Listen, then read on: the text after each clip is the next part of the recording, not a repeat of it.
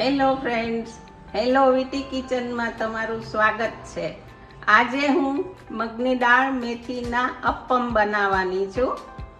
એક બાઉલ મોટો મેથીની ભાજી લીધી છે, જે ધોઈને મેં સાફ કરીને ભરી છે.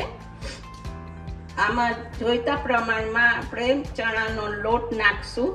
આ એક વાટકી મેં મગની દાળ રાતના પલાળી દીધી હતી, એટલે આટલી ફૂલીને થઈ છે. 4 કળી લસણની, આ કોથમરી છે 2 ટેબલ સ્પૂન, આ લીલા કાંદા લીધા છે 2 ટેબલ સ્પૂન, 1 ટેબલ સ્પૂન આદુ મરચાંની પેસ્ટ છે, 5 ચમચી મરી છે, 5 ચમચી હળદર છે, આ 5 ચમચી હિંગ છે, આ તજ લવિંગ અને શેકેલા જીરાનો પાવડર છે 1 ટેબલ સ્પૂન, 1 ટેબલ સ્પૂન મેં તેલ લીધું છે અને જોઈતા પ્રમાણમાં આપણે મીઠું નાખશું. હવે આપણે દાળ વાટવાની છે, તો વાટી લઈએ. હવે આપણે મગની દાળ વાટી લઈએ.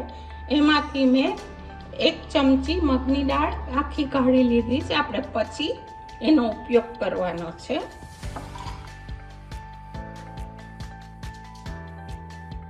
આમાં હળવાર લસણ વાટી લેશું.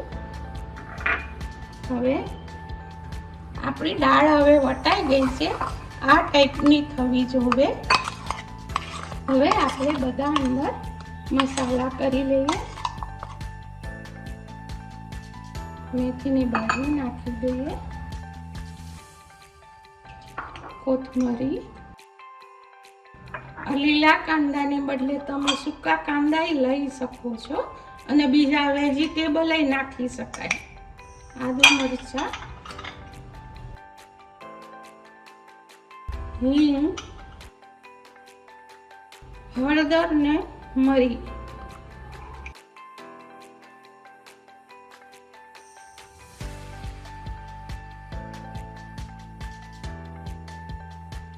જોઈતા પ્રમાણમાં મીઠું. આપણે જે વાટ્યા વગરની દાળ રાખી હતી એ હવે નાખી દઈએ અંદર. તેલ 1 ચમચી. હવે બધું મિક્સ કરી લઈએ. જોઈતા પ્રમાણે આપણે થોડો થોડો લોટ નાખશું ચણાનો. હવે બધું મિક્સ થઈ ગયું છે. એમાં ચણાનો લોટ મોટી 2 ટેબલ સ્પૂન ગયો છે. જો ને આવી રીતે વળાય એવું થવું જોઈએ. હવે આપણું બધું મિક્સ થઈ ગયું છે. આપણે અપ્પમમાં ઉતારવાના છીએ. આ અપ્પમની પેનને મેં ગ્રીસ કર્યું છે તેલથી, જરા જરા નાખીને. હવે ગરમ થવા મૂક્યું છે. જરા ગરમ થઈ જાય એટલે આપણે અપ્પમ મૂકશું. હવે આપણું અપ્પમ પેન ગરમ થઈ ગયું છે. આવી રીતે વાળી અને મૂકવાના છે.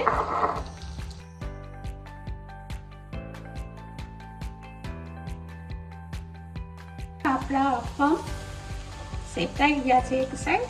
હવે પાછા ફેરવી નાખીએ. અપ્પમ તૈયાર થઈ ગયા. આગળ પાછળ જો આવી રીતે થવા દેવાના. એકદમ મીડિયમ તાપે, એટલે અંદરથી એ ચડી જાય. જો બધા સરસ ચડી ગયા છે. હવે આપણા અપ્પમ સરસ મજાના તૈયાર થઈ ગયા છે. મગની દાળ અને મેથીની ભાજીના હેલ્ધી છે. એમાં તમે વેજીટેબલ પણ નાખી શકો છો. તમે જરૂરથી બનાવજો. મારી રેસીપી તમને ગમી હોય તો લાઈક કરજો, સબસ્ક્રાઈબ કરજો. બાય.